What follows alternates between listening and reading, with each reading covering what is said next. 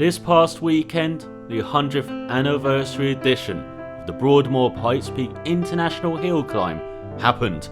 Promoted by prominent entrepreneur and philanthropist Spencer Penrose, who had established the Pikes Peak Highway, the race to the clouds began in 1916, with Ray Dents becoming the first king of the mountain in a Romano special with a time of 20 minutes 55.6 seconds. Over the next century, the 12.42 mile, 19.9 km long circuit evolved.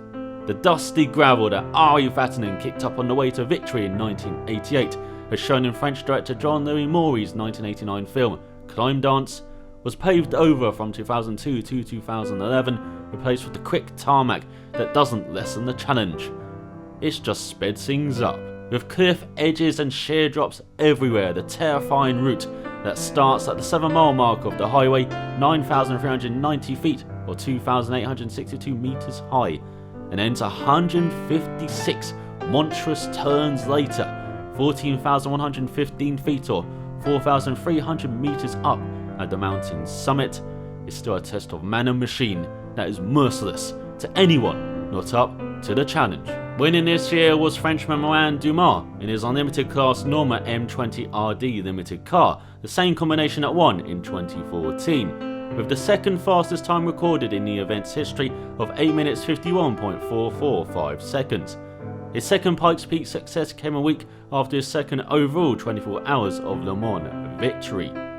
Not a bad week for the 38-year-old. The quickest time belongs to another Frenchman, the most successful rally driver of all time, Sebastien Loeb.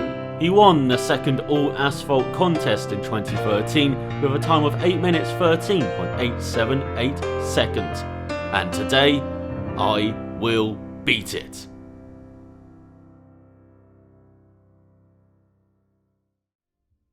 Of course, their conditions are slightly different, but the beast I have to tame to claim the record will be the same. The Peugeot 208 T16 Pikes Peak. Designed specifically for the hill climb, the T16 was loosely based on the shape and design of the production 208. However, this mid-engine monster weighs only 875 kilograms or 1,929 pounds.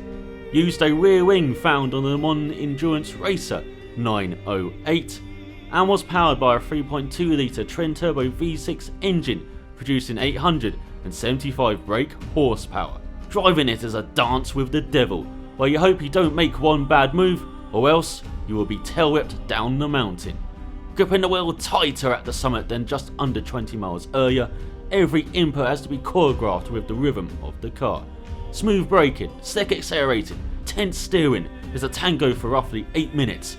You better not get tired before the end. Practicing the 3 sections separately saw some offs, but he revealed a time that was under the target, with a change needed to be made to the default setup.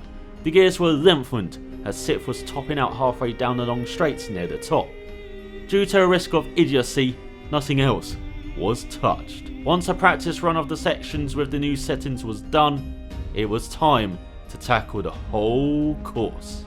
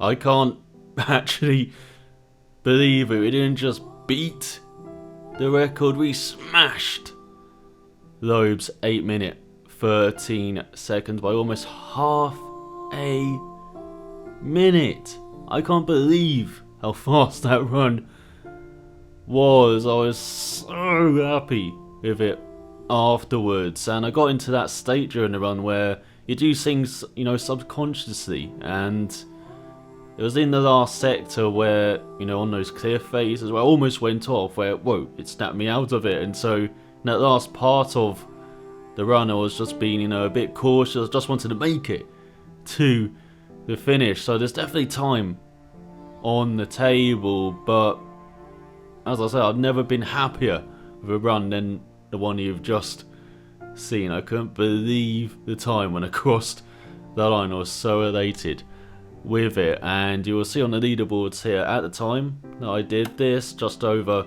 a week ago now, there were 600 people on the leaderboard that they had, you know, swiped the leaderboards before this run. First, it's about half a second in front, but I know there's time in the pocket. If I nailed a run, I could probably get close to that, but for the time being, we're just outside the top 50, just a couple of tenths outside, but, you know, a very good run. I did try another one.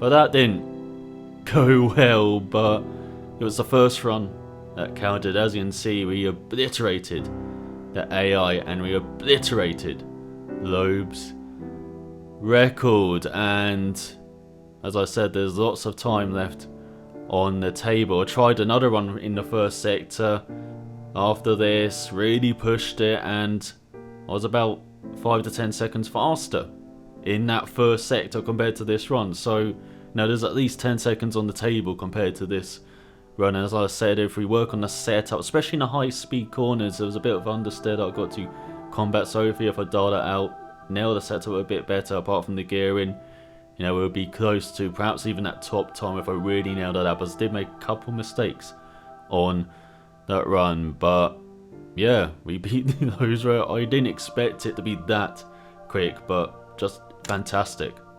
I may have reached the summit today, but it's still a mountain to climb to get to the top.